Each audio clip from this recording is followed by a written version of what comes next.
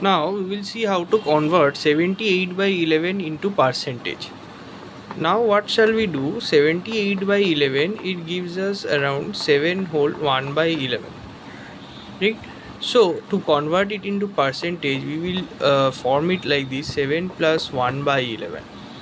7 gives 700, that is 7 into 100%, and here into 100%.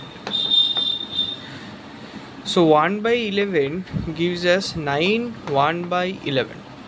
So in percentage, so 709 1 by 11 percentage. You have to remember 1 by 11 is equals to 9 by 1 by 11% for quick solutions. Similarly, from here we can give you one tip: 1 by 9 is equals to 11 1 by 9%. So you can solve this sum with 1 by 9 as well, similar sums. Thank you.